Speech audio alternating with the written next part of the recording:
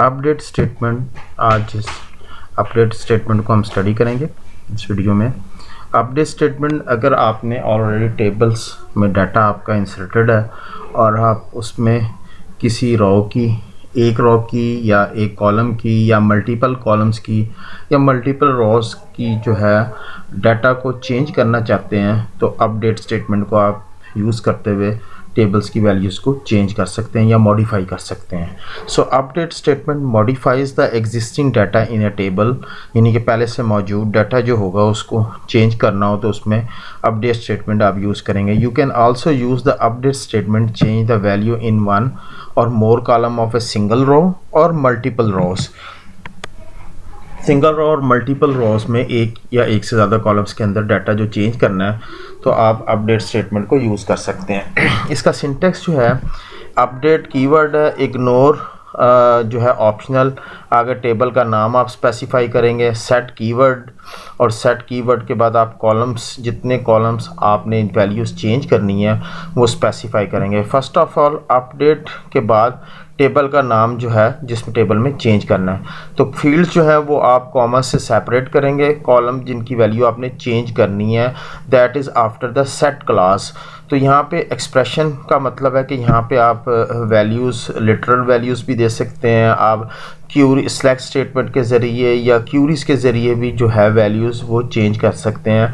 तो यहाँ पे आप जो वैल्यू स्पेसिफाई करेंगे वो कॉलम्स की वैल्यू जो है वो चेंज हो जाएगी। इट्स मीन के values can be expression, can be literal value or can be use a select statement. तो तीनों तरह से आप जो है डाटा चेंज कर सकते हैं। उसके बाद आप वेयर कीवर्ड यूज़ कर सकते हैं, that is optional.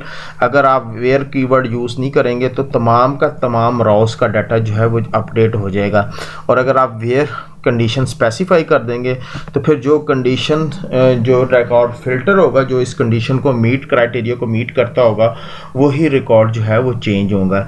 It's mean कि जो है वेयर्स क्लास की बड़ी इंपॉर्टेंस है अपडेट स्टेटमेंट के। अगर आप एक रो जो है वो अपडेट करना चाह रहे थे और आपने वेयर क्लास यूज़ नहीं की तो इट्स मीन कि आपने अपने तमाम टेबल्स का डाटा जो है वो चेंज कर दिया। सो इग्नोर जो आपने यहाँ पे जो वर्ड है, कीवर्ड मॉडिफायर जिसे हम कहते हैं, enable the update statement to continue update row even if error occurred, the row that cause the error such as a duplicate key conflicted are not updated.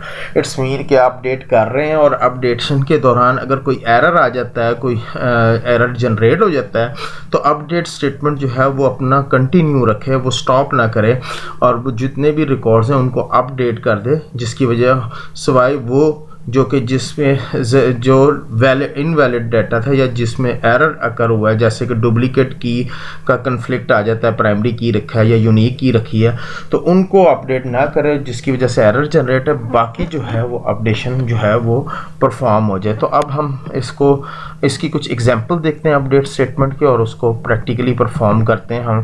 हमारे पास जो है सपोज एक table है, हम टेबल्स देखते हैं। तो हमारे पास टेबल्स यहाँ पे एम्प्लॉयज़ का टेबल है। एम्प्लॉयज़ के टेबल्स का डाटा अगर हम सारे का सारा रिट्रीव करें तो इसमें देखें कौन कौन से फील्ड्स और उनकी वैल्यूज़ और अवेलेबल हैं। तो यहाँ पे हमारे पास ये रिकॉर्ड्स अवेलेबल हैं। हम यहाँ पे चाहते हैं कि सपोज एम्प्लॉय 2 का जो है इसका सिटी हम चेंज करना चाह रहे हैं, तो हमारे पास update employees is a table name और set is a keyword जी। अब हम क्या चाह रहे हैं, हम चाह रहे हैं कि सिटी जो है उसका चेंज हो जाए और उसका नाम हम जो वैल्यू सेट करना चाहते हैं वो हम स्पेसिफाई कर दिया। कहाँ, वेयर क्लास यूज़ की है, employee ID is equal to 2। अब हमने अपडेशन की क्यूरी लगाई। अपडेशन की क्यूरी में हम कह रहे हैं कि सिर्फ एक कॉलम की वैल्यू यानी कि सिटी जो है उसकी वैल्यू कोटा कर दे, किस एम्प्लॉय की, जिस एम्प्लॉय का आईडी जो है वो 2 है, एंटर करें। तो ये हमारे पास जो है क्यूरी एग्जीक्यूट हो गई। अब हम अगर रिज़ल्ट देखना चाहें दोबारा तो ये देखिएगा कि जो सिटी एम्प्लॉय आईडी 2 है उसका सिटी जो है वो चेंज हो गया, दैट इज़ कोयटा। इसी तरह अगर आपने एक से ज़्यादा कॉलम्स को चेंज करना वो भी आप कर सकते हैं। अपडेट एम्प्लॉयज़ हमने 1 कॉलम को किया था, अब हम 2 कॉलम्स को चेंज करना चाहते हैं। लास्ट नेम वाले कॉलम को हम कहते हैं उसकी वैल्यूज़ चेंज हो जाए इसमें, और नेक्स्ट जो है कॉमा हम कहते हैं सिटी भी हम चेंज कर देते हैं, और हम कहते हैं सिटी जो है वो इस्लामाबाद जो है उसको स्पेसिफाई कर दें, और वेयर क्लास जो है वो कंडीशन स्पेसिफाई करने के लिए तो हमने कहा जी कि एम्प्लॉय आईडी 2 जो है उसके 2 कॉलम्स की वैल्यू चेंज करें, यानी कि लास्ट नेम जहाँ पे ये खलील लिखा हुआ है यहाँ पे खान लिखा हुआ आ जाए, और सिटी जो है वो कोयटा की जगह इस्लामाबाद को रिप्लेस कर दे। तो इंटर करें और अब आप इस क्यूरी के ज़रिए जो चेंजेस किए हैं उसको वेरीफाई कर लें, तो देखें लास्ट नेम भी चेंज हो गया और सिटी भी चेंज हो गया। तो यहाँ अब हमने 2 कॉलम्स की वैल्यूज़ को जो है वो चेंज किया है, सो दे आर 2 कॉलम्स, इनको हमने चेंज कर दिया है। इसी तरह आप जो है किसी भी जो है यूज सेल्स, यहाँ पे हम दूसरी डाटाबेस है, यहाँ पे हम देखते हैं हमारे पास कौन कौन से टेबल्स अवेलेबल हैं। तो हमारे पास यहाँ पे एम्प्लॉयज़ का टेबल और ऑर्डर्स का टेबल है। तो हम सबसे पहले सेलेक्ट स्टैटिक फ्रॉम ऑर्डर्स के टेबल में से देखते हैं। तो यहाँ पे हमारे पास एम्प्लॉय जो है एम्प्लॉय आईडी एक फील्ड है ऑर्डर के टेबल में, यानी कि कौन से एम्प्लॉय के पास कौन से ऑर्डर हैं, बट दैट इज़ एम्प्टी। यहाँ पे 00 इंडिकेट कर रहा है, इट्स मीन कि ये ऑर्डर्स किसी एम्प्लॉय को असाइन नहीं किए।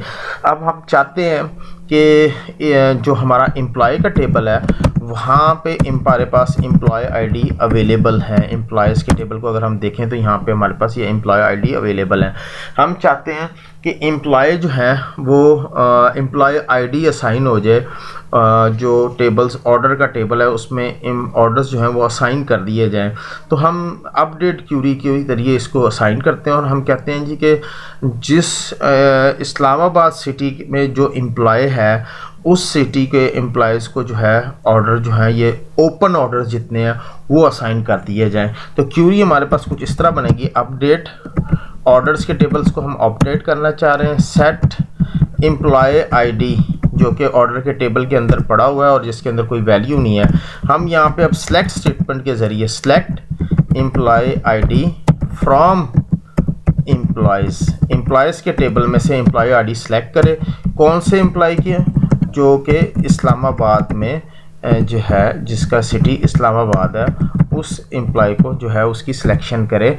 ये हमने क्यूरी अब सेलेक्ट के ज़रिए वैल्यू असाइन कर रहे हैं, यानी कि हमने सेट एम्प्लॉय आईडी ये ऑर्डर के टेबल के अंदर जो एम्प्लॉय आईडी है उसकी वैल्यू को साइन करने जा रहे हैं, but using A select statement कि एम्प्लॉय आईडी को सिलेक्ट करें एम्प्लॉय के टेबल में से जो कि इस्लामाबाद में है, और कौन से ऑर्डर के टेबल्स में असाइन करें। ऑर्डर स्टेटस जो है ये कंडीशन हम स्पेसिफाई करने लगे हैं, order status is equal to open, यानी कि जो ओपन स्टेटस के ऑर्डर हैं उनका स्टेटस चेंज करें, यानी कि उन ऑर्डर्स को जो है एम्प्लॉय आईडी असाइन कर दे जिनका स्टेटस ओपन है। और कौन सा एम्प्लॉय आईडी असाइन करें, इस्लामाबाद सिटी से जो एम्प्लॉय जिसका इस्लामाबाद सिटी है। जैसे हम इंटर करेंगे, अब हम ये क्यूरी एग्जीक्यूट हो गई है, हम इसको वेरीफाई करते हैं सेलेक्ट स्टैटिक फ्रॉम ऑर्डर। अभी पहले हमने देखा था कि सारे ज़ीरो थे, तो जैसे ही आप इंटर करेंगे तो ये देखिएगा ये ऑर्डर के टेबल में एम्प्लॉय आईडी 5 जो है वो तमाम टेबल्स को असाइन कर दिया गया जो कि ओपन स्टेटस में था। और 5 क्यों असाइन किया गया, 5 इसलिए असाइन किया गया कि एम्प्लॉय के टेबल में इस्लामाबाद सिटी से सिर्फ एम्प्लॉय नंबर आईडी जो है 5, that is 5 ID that is belong to city Islamabad. तो उसने वही वैल्यू जो है एम्प्लॉय आईडी की जो 5 जो है एम्प्लॉय आईडी 5 था उसने वो उसको असाइन कर दिया जो ऑर्डर ओपन थे। तो दैट इज़ ओपन हमने क्यूरी अपडेट की यूज़ की है और इसको यूज़ करते हुए हमने सेलेक्ट स्टेटमेंट के ज़रिए जो है वैल्यूज़ असाइन की या अपडेट की या चेंजेस की। सो दैट इज़ अपडेट था। अपडेट के बारे में हमारा टॉपिक था, जिसको हमने देखा, होपफुली समझ आ